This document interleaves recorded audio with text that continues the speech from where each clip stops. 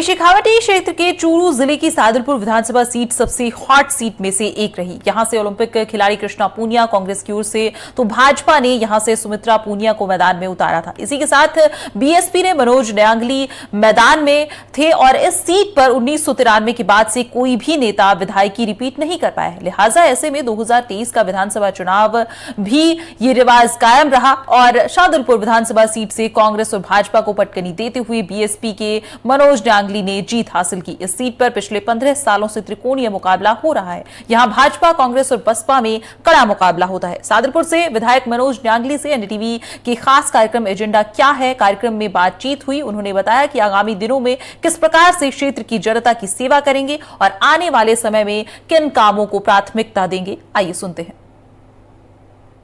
NDTV के खास कार्यक्रम एजेंडा क्या है में आज हमारे साथ हैं सादुलपुर से विधायक मनोज जी न्यांगली।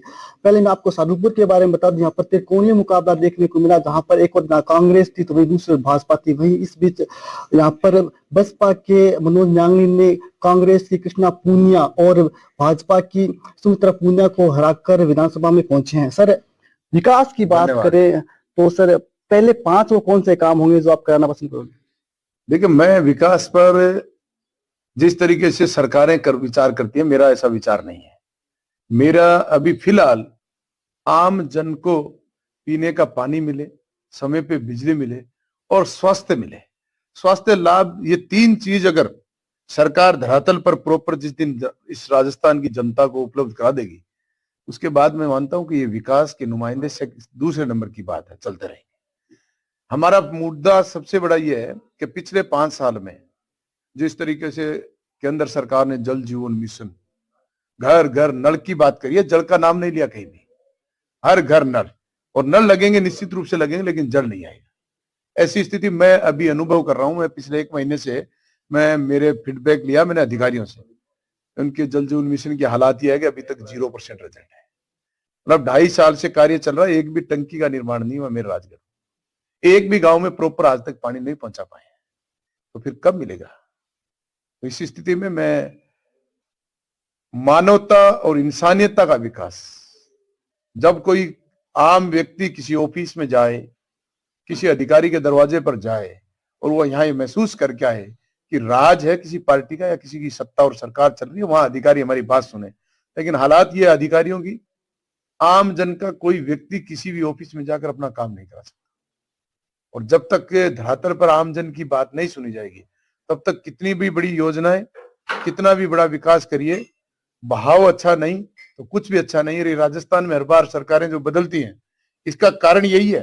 विकास तो हर सरकार करती है, हम बहुत जोरदार करते हैं, योजनाएं भी बहुत बड़ी बड़ी लागू करते हैं, लेकिन फिर भी सरकार बदलती क्यों है? बदलने का एकमात्र रीजन है कि किसी भी ऑफिस में जाते हैं, वहां आम जन की बात नहीं सुनी जाती। चाहे वो अस्पताल हो, चाहे वो पुलिस थाना हो, चाहे वो एसडीएम ऑफिस हो, चाहे वो पंचायत समिति हो, चाहे वो बिजली बोर्ड हो, किसी भी ऑफिस में आम जन के काम में बहुत बड़ी बाधाएं और दिक्कतें हैं। उनको नहीं मेट पाएंगे और इस भ्रष्टाचार बेईमानी को नहीं रोक पाएंगे, तो फिर मैं सरकारें इसी तरह बदलती रहेंगी, ऐसे चलती रहेंगी। सर, सादुलपुर की बात करें तो सादुलपुर की एक अलग छवि है। वहां पर गैंगवार की घटना लगातार होती रहती है, युवा वो नशे की गिरफ्त में, इस प्रकार की सूचनाएं आती रहती है, लगातार क्राइम वहां पर बढ़ा है। कितनी बड़ी चुनौती आपके सामने उस छवि को बदलने की? उस छवि को हमने बदलने का भरसक प्रयास किया भी है। पिछले मैं 15 साल से इसी लड़ाई को लड़ रहा हूँ, लेकिन बीच बीच में इन बेईमान चोरों का फिर राज आ जाता है और ये बेईमान चोर फिर बेईमान चोर सिस्टम को लेके लागू कर देते हैं और सारे लोग मिलकर राजगढ़ को लूटने का प्लान बनाते हैं और लूटते हैं। उसमें नशे वाले भी हैं, अवैध कारोबारी वाले भी हैं, भूमाफिया भी हैं, कब्जाधारी भी हैं और कमीशन खोर भी हैं। सारे लोग एकजुट होकर के इस राजगढ़ को लूटना चाहते हैं। मैं उसको रोकना चाहता हूँ, इसीलिए ये गैंगवार हमको मारना चाहती है हमेशा। हम उस गैंगस्टरों को, गैंगवार को, प्रशासन को, कानून व्यवस्था को सुधारने का भरसक प्रयास करेंगे और हम हमारे समय में ऐसा नहीं होने देंगे। तो सादुलपुर की बात करें तो खेल के क्षेत्र में काफी संभावनाएं, वहाँ के युवाओं ने काफी अच्छा प्रदर्शन किया खेल के क्षेत्र में। क्या लगता है कि और काम हो सकता है और युवा और आगे जा सकते हैं? देखिए, ये तो हर गांव का खिलाड़ी अपने दम पर, अपने अभिभावकों के दम पर स्वयं खेलता है।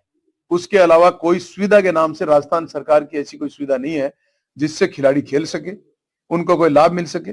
चयन में बहुत बड़ी बेईमानी और धांधली है। कोई कब किसका चयन कर दे, अच्छा प्रदर्शन करने वाला तो रह जाता है, प्रदर्शन बेकार करने वाले आगे भी चले जाते हैं। सरकार की तरफ से ऐसी कोई सुविधा नहीं। अभी वर्तमान की स्थिति बता दूं मैं, पैरा ओलंपिक के जो खिलाड़ी हैं उनके 25 करोड़ रुपए सरकार में बकाया है। पिछली सरकार ने 5 वर्ष में, हमारे खेल जगत की विधायिका कृष्णा जी पूनिया थी, जिसका अंतर्राष्ट्रीय लेवल पर नाम था, वो खेल क्रीड़ा परिषद की अध्यक्ष थी और सरकार में विधायक थी। उसके बाद भी मैं ये 25 करोड़ बता रहा हूं वो नहीं दिला पाई। हमारे किसी भी खिलाड़ी का राज्य सरकार में जो पात्र खिलाड़ी हैं उनको एक को नौकरी नहीं दिला पाई। उन्होंने किया, टी शर्टें बेची 70 रुपए वाली 650 रुपए में, और बड़ा घोटाला किया। उस बड़ा घोटाले के लिए भी मैं विधानसभा में रखूंगा कि उसका पति वीरेंद्र पूनिया और कृष्णा पूनिया ने दोनों ने मिलकर जो डटकर भ्रष्टाचार किया है उसका उजागर करना चाहेंगे और उनको जनता के सामने पर्दाफाश करेंगे। निश्चित रूप से खिलाड़ियों को इन्होंने कोई लाभ नहीं दिया। जब ये जनता के बीच गए पिछली बार तो कहा मैं खेल कोटे से नौकरी लगा दूंगी, खिलाड़ियों को आगे ले जाऊंगी। मेरे राजगढ़ का एक खिलाड़ी नहीं ऐसा जिनको इन्होंने 5 वर्ष में अगर लगाया हो, तो मैं आपसे, आप मीडिया के बंधु किसी से भी सवाल कर सकते हैं, हमारी झूठ हो तो हमको अवगत करना वापिस आके कभी।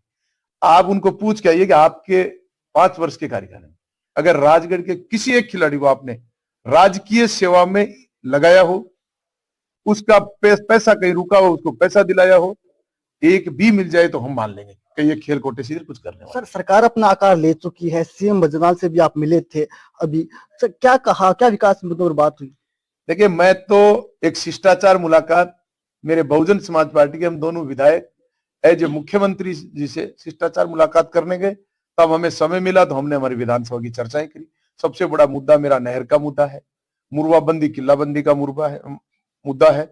हम चाहते हैं हमारे उन 14 गांवों को जिसकी नहर 30 साल से लगातार ये बीजेपी और कांग्रेस के जाल में फंसी रही, उस नहर को हम किसान तक पहुंचाने का काम कर पाए।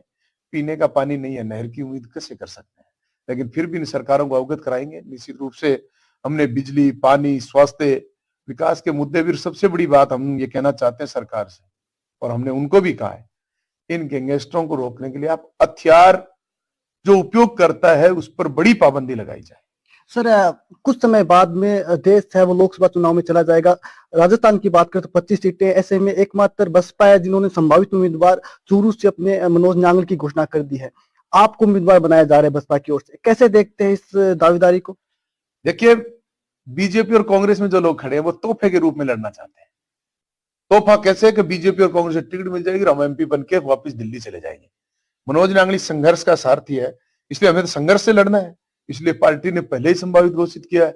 हम निश्चित रूप से धरातल पर लड़ने वाले लोग हैं, धरातल पर लड़ेंगे, तभी जनता को हमारी पुकार बता पाएंगे, हमारी नीति रीति बता पाएंगे, और लोकसभा की लड़ाई हम दिल्ली में भी गूंजे, ऐसा हमारा प्रयास रहेगा। तो तैयार है मनोज नांगली लोकसभा चुनाव के लिए? देखिए, मैं तैयार हूं। मुझे क्या करना है, जनता मुझे वोट देगी, मेरी सपोर्ट करेगी, और मेरे को विधानसभा का चुनाव मेरी राजगढ़ की जनता की, मैं मानता हूं पूरे राजस्थान की मेरी पहली सीट होगी जिसको जनता ने लड़ा है, गरीब जनता ने।